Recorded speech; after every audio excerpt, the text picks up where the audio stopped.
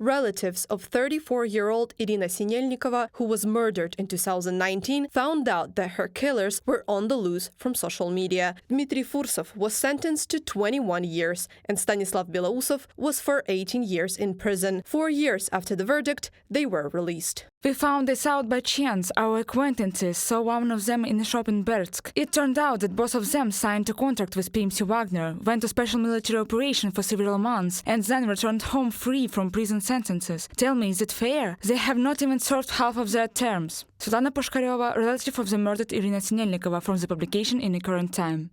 The murderer of the 19-year-old Maria Nechotnaya is also at large. She was brutally raped and then killed. The girl was beaten 60 times with a baseball bat. The body was found on April 22, 2016 in Obninsk in the forest. The criminals, the Karabenkov brothers, Alexander and Vladislav, were sentenced to 19 years each. One of them was recruited by the PMC Wagner and then pardoned.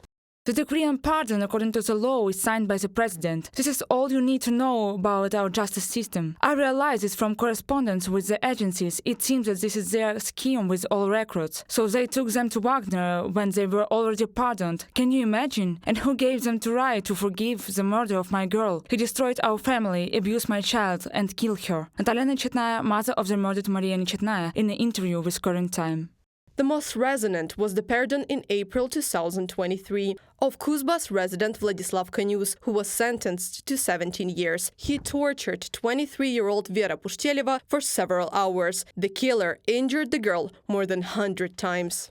Putin pardoned him in April 2023. It turns out that this subhuman served his sentence in a high-security colony for less than 6 months. We ourselves learned that in the end he ended up in Rostov-on-Don, from where he had already left for the SVO. By the way, the verdict obliged him to pay 4 million rubles to the victims as compensation for moral harm, 1.5 million to her parents, 1 million to her uncle, and another 200,000 rubles to the state for lawyers on appointment. The presidential decree relieved him of these obligations as well, which has already been reported to us by the bailiffs. Vera Pechteleva's father from the publication of the Telegram channel Собеседник. Sergei Hadjikurbanov, one of the organizers of the murder of journalist Anna Politkovskaya, is also among the pardoned. According to Baza Telegram channel, in 2014 he was sentenced to 20 years in prison, and now he is fighting against Ukraine.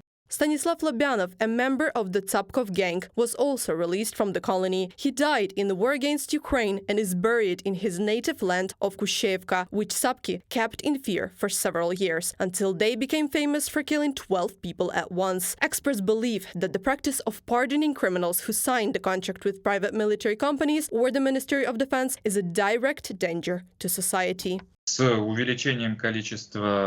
the number of ex-prisoners returning from the front increases, the number of offenses increases proportionally. We have talked about this before, and of course you would expect nothing different.